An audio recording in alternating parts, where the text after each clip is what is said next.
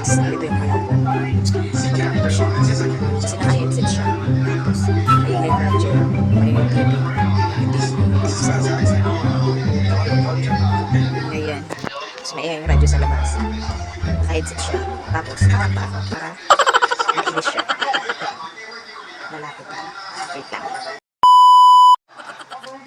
Ayokong umasa sa paniniwala. May pag-asa kaya.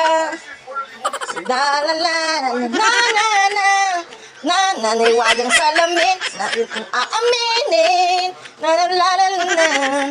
Mahiwagang salamin.